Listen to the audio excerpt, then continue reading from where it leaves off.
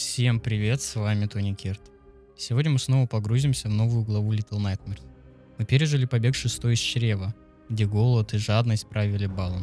Мы прошли путь Моны и шестой по бледному городу, столкнувшись с ужасами телевидения и тонкого человека. Каждая часть была не просто игрой, а глубоким художественным высказыванием, полным символизма и недомолвок, которую мы с удовольствием разгадывали. Когда состоялся анонс Little Nightmares 3, фанатское сообщество разделилось на два лагеря.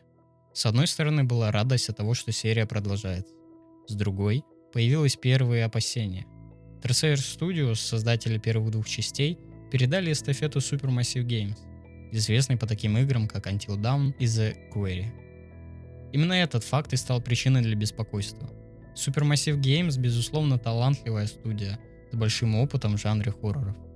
Но их подход к созданию игр кардинально отличается от того, что мы видели в Little Nightmares. Их проекты — это в первую очередь интерактивное кино, где основной упор делается на сюжет, диалоги и последствия выбора. Little Nightmares же это платформер с элементами головоломки, где повествование ведется без единого слова, через образы, символы и геймплей. Смогут ли Supermassive Games уловить и воспроизвести эту тонкую уникальную атмосферу? Этот вопрос волновал многих.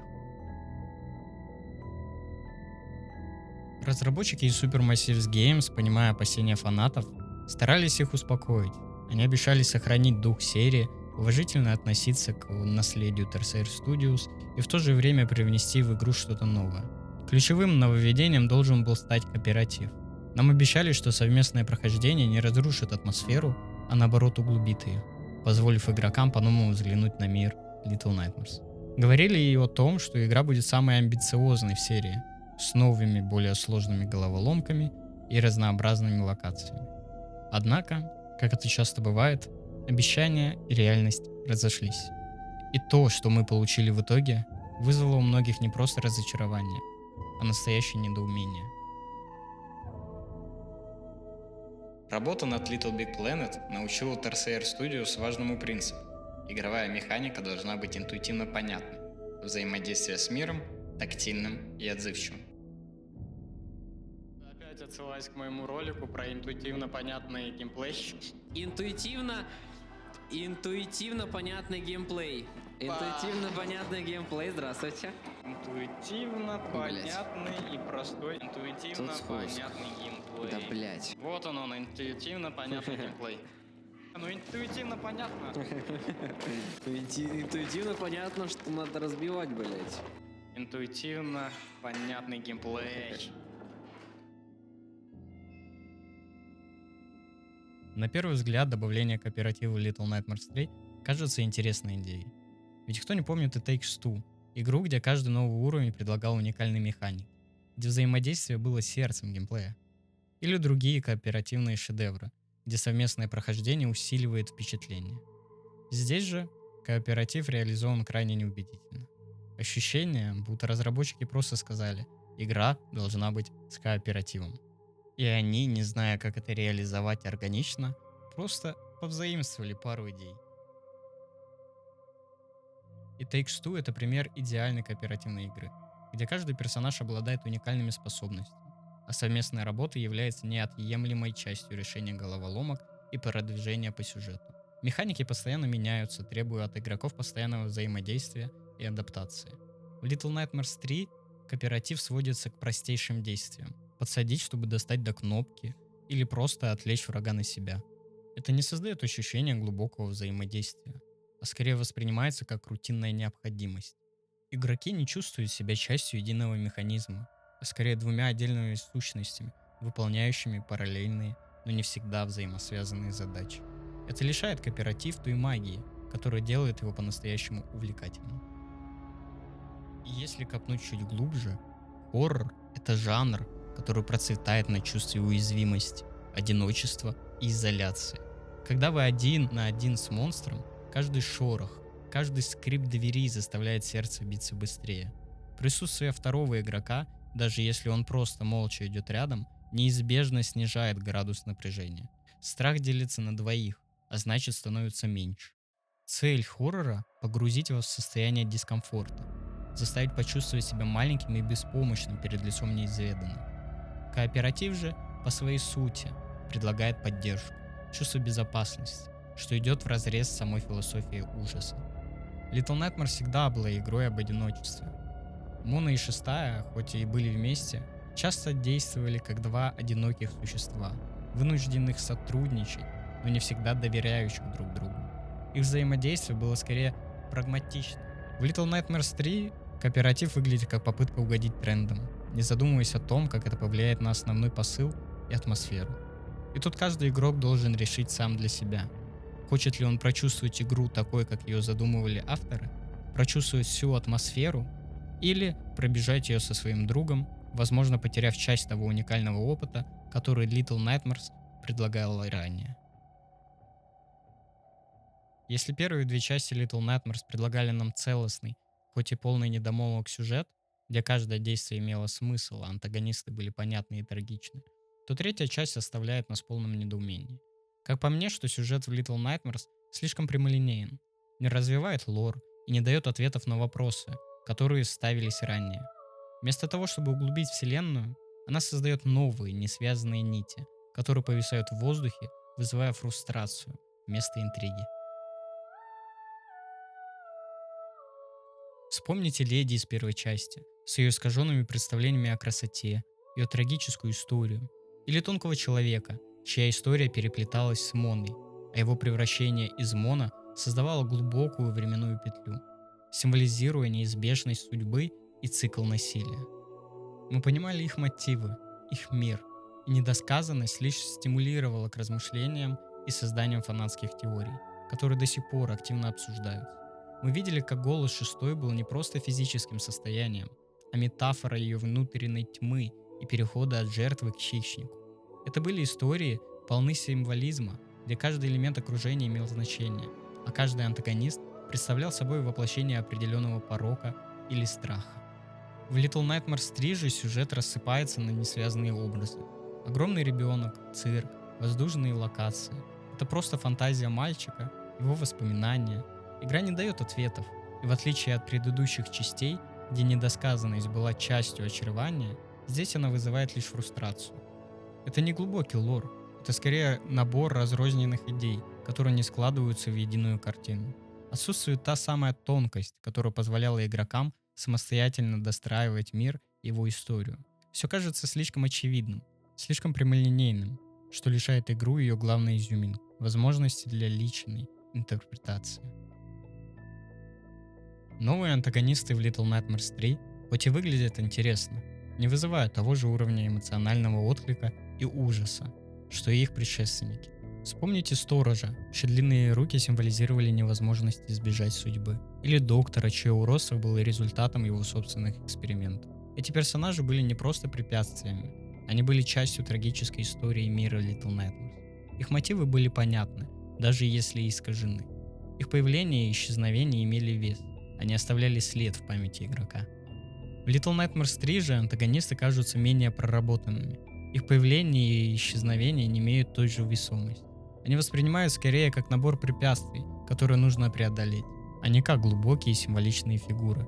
Это приводит к тому, что игрок не испытывает того же чувства страха или сочувствия, что в предыдущих частях. Они не становятся частью кошмара, а лишь элементами геймплея.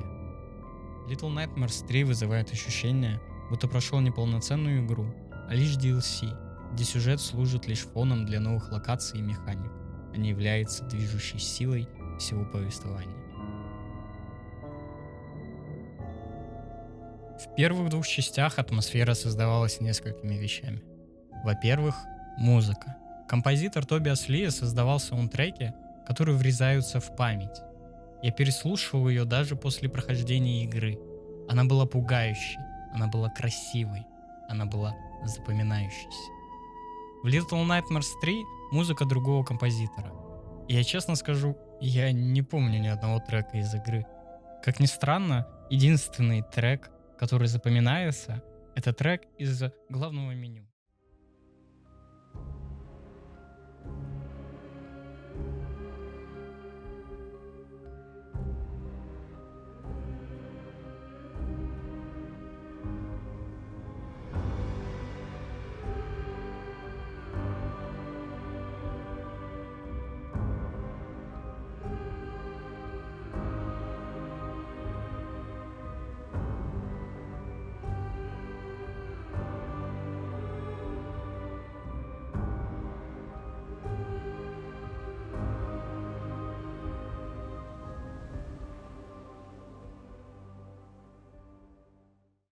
И этот трек был написан Тобиасом Ли. Во-вторых, это враги. В первых двух частях враги были страшными. Госпожа, охотник, тонкий человек. Они были жуткими. Вы видели их, и вы чувствовали страх. Вы не хотели встречаться с ними. Вы старались избегать их. В Little Nightmares 3 враги не страшные. Они просто враги. Вы видите их, и вы просто бежите. Нет страха, нет напряжения. Они просто препятствия. В-третьих, режиссура. В первых двух частях разработчики знали, как нагнетать напряжение, как показать врага так, чтобы вы испугались. Когда вы видите госпожу в первой части, вы понимаете, что она важная, вы понимаете, что она опасная. Это создается через ее внешность, через ее поведение, через то, как ее показывают. В Little Nightmares 3 главный враг просто появляется. Вы видите его ногу, потом руку, потом лицо. Это не страшно, это просто показ. Это не нагнетание, это просто демонстрация.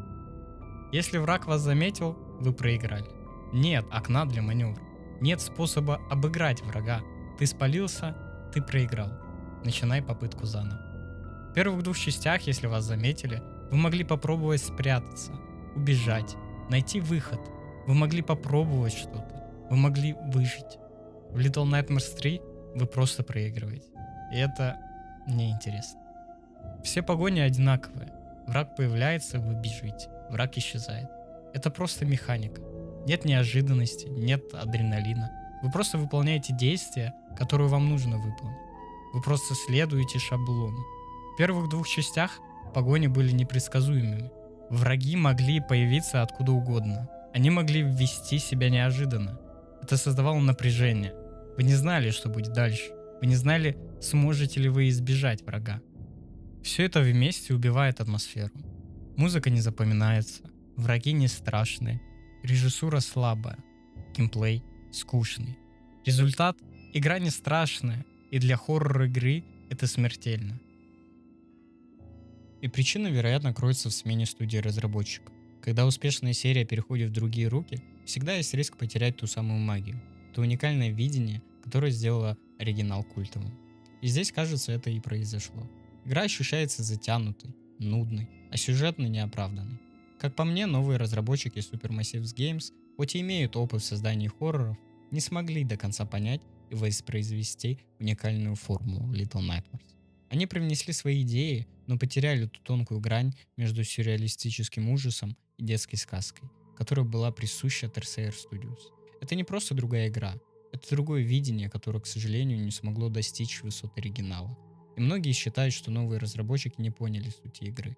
Вместо того, чтобы развивать уже существующие механики и углублять атмосферу, они пошли по пути упрощения и добавления элементов, которые не работают в контексте Little Nightmares. Это привело к тому, что игра хоть и выглядит как Little Nightmares, ощущается совсем по-другому, теряя свою уникальность и глубину. История игровой индустрии знает множество примеров, когда успешные франшизы теряли свою уникальность и качество из-за смены разработчиков, давления издателей или попыток угодить широкой аудитории. Одним из ярких примеров является Dead Space 3. Первые две части были эталоном космического хоррора, предлагая уникальную атмосферу, жутких монстров и глубокий сюжет. Однако третья часть под давлением издателя EA добавила кооператив, сделала акцент на экшене и упростила элементы хоррора, что привело к потере идентичности серии и в конечном итоге к ее заморозке. Параллели с Little Nightmares 3 очевидны. Смена разработчиков, добавление кооператива, упрощение геймплея и потеря глубины сюжета. Все это вызывает тревожные ассоциации. И я боюсь, что Little Nightmares может повторить судьбу Dead Space для своей франшизы, что приведет к ее упадку или полному исчезновению. Это не просто вопрос качества одной игры, это вопрос сохранения души целой вселенной, которая так полюбилась игрокам за свою уникальность. Little Nightmares 3 оставила очень смешанные впечатления. И это, пожалуй, самое мягкое, что можно сказать. Отзывы единодушны. Игра не дотянула до уровня своих предшественниц. Кооператив, который должен был стать инновацией, по факту размыл основной элемент хоррора. Чувство одиночества и уязвимости. Сюжет, вместо того, чтобы углубить богатый лор, оставил после себя лишь больше вопросов и ощущение несвязанности, Геймдизайн, лишенный той тонкости и избирательности, что была у TRCR Studios, превратил потенциально жуткие моменты в рутину. Сейчас вы услышали мое первое впечатление об игре. То, как ее видят 80% всех, кто в нее играл. К ней относились предвзято с самого начала. Докапывались до всего, от анимаций до главных героев. И я не исключение. То, что вы слушали весь ролик, это буквально вырезанное мнение из моего стрима, где после прохождения я высказывался. Когда я начал делать этот ролик, я задумался, а правда ли все настолько плохо? Я начал копать и понял, что я был неправ. Точнее, что я был не совсем прав. И что Little Nightmares 3 не так уж и плоха. Просто ее лор спрятан не в самой игре, а далеко за ее пределами. Все стоит на свои места, когда вы прослушаете Sounds of Nightmares. Откуда мы узнаем, что в мир кошмаров можно попасть только через сон. А значит, Лоу спал в те моменты, когда попадал в мир кошмаров. Также мы узнаем об Отто, который ставил эксперименты над Нун, чтобы за счет нее попасть в мир кошмаров и найти свою сестру. Паромщик сказал ему, что он не заплатил ту же цену, чтобы попасть в мир кошмаров. И Отто начал уже без опасения за жизни пациентов ставить эксперименты на детях. И многих из них он передал паромщику, прежде чем попал в мир кошмар. Вот и ответ, что происходит во время того, как Лоу просыпается. Тот человек, который приходит к его комнате, это и есть Отто, и он забирает Лоу для того, чтобы усыпить, так же, как он делал с Нун. Элоун. В реальности она кукла, но в мире кошмаров она изображена в виде девочки. И я считаю, что она материализованная метафора его потребности в друге. Это объясняет, почему она не смогла пройти через зеркало. Ее нет в реальности мира Лоу. И почему она исчезла. В мире кошмаров она не может существовать без Лоу.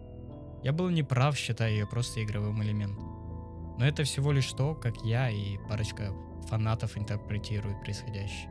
Но если это так, тогда почему Элоун появляется в комнате у Лоу, когда они вместе рисовали картины? Ответа я не знаю. Мое мнение о кооперативе кардинально изменилось. Я понял, что он работает на усиление трагедии. Игра не про то, чтобы быть одному. Она про то, чтобы потерять того, кто был рядом. Страшная игра перестает быть страшной при добавлении кооператива. Но именно наличие партнера делает финал таким эмоционально разрушительным. Это не просто побег. Это история о зависимости и жертве. Little Nightmares 3 — это игра, которую побросали, даже не попытавшись ее понять. Да, она не идеальна. Да, нет былой атмосферы, музыки и многого другого. Но я призываю вас не быть предвзятыми. Дайте игре шанс. Попробуйте копнуть глубже. Я считаю, что она заслуживает вашего внимания и вашего понимания. Я хочу сказать спасибо тем, кто продолжает разбираться в смысле, глубоких посылах игры и ее тайнах. Именно благодаря вашим стараниям оживает много недооцененных игр. Спасибо, что досмотрели до конца. Пишите в комментариях, что вы думаете о Little Nightmares, и не забывайте подписаться на канал. Всем пока.